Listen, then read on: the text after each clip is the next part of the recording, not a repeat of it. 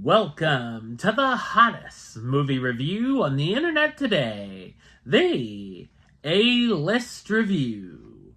I'm your host, the Game Changer, Wes Troop, and it's time to go back to the theater. And will this be a sequel that makes me grin? My review of the 2024 psychological horror sequel, Smile 2, coming up now.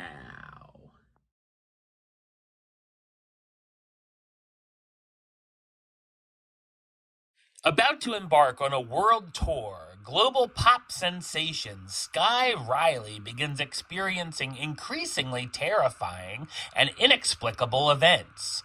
Overwhelmed by the escalating horrors and the pressures of fame, Sky is forced to face her past. So what did I think of Smile 2? I thought it's a satisfying and stylistic, psychological, supernatural horror sequel. It's directed by Parker Finn, who's best known for directing Smile. I was one of the few who didn't enjoy the first film at all and just didn't get the hype. Thankfully, I did think this sequel was an improvement. While I think it helps to have seen the first movie before this one, the gist of the premise is that a supernatural entity preys on victims, subjecting them to psychological torment for 7 days, and then forces them to kill themselves in front of another person. Then the demon curses that new person, and the cycle continues. This film picks up 6 days after the events of the first film, with an opening sequence that I really enjoyed, including an impressive tracking shot.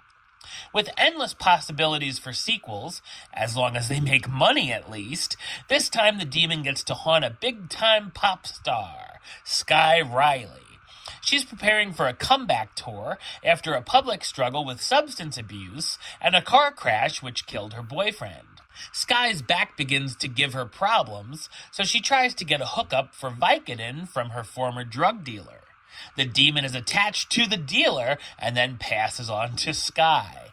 I wouldn't say the movie is scary per se, but it does have a few creepy moments, such as Sky meeting the smiling young fan at an autograph signing. There's also moments that made me cringe in the way it's supposed to, and can get rather bloody and gory. There's a ton of jump scares, a couple of effective ones, but most not so much. The film plays with audiences' heads, with more twists than a pretzel, maybe one or two too many, and when Sky is starting to wonder what's real and what's not, we begin to question it as well.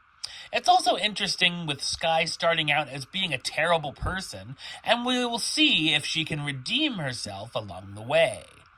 While the first entry was very serious, this time it's much funnier in what I believe is meant to be intentional. Either way, I laughed at the material. This also isn't the first time this year we've seen concert sequences in a horror film, but the sequences here are much better than Shyamalan's Trap, and less nepotism too.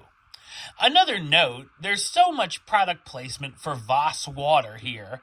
I haven't seen that much water since I went to Niagara Falls. Clocking in at a little over 2 hours, it's way too long, and could have easily been edited down. Naomi Scott gives a standout performance as Sky Riley, the Grammy-winning pop star being hunted by the demon. Rosemarie DeWitt as Elizabeth Riley, Sky's show mom and manager worried about her health. Lucas Gage as Lewis, Sky's former drug dealer and old classmate. And Ray Nicholson, yes, Jack's kid, as Paul Hudson, Sky's former boyfriend who passed away.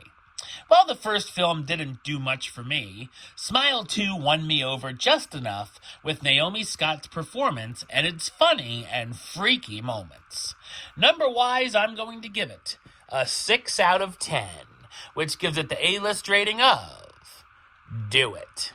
It's a small do it, but a do it nonetheless. Alright, well that's the show. I'll be back with another review very soon. But until then, don't forget to like, comment, and subscribe right here on YouTube. YouTube.com/WestsideOf515. Like the show on Facebook, Facebook.com/WestTroopAlist. And of course, you can follow me on the Instagram and Letterboxd at Wes A List. Until next time, Troop out.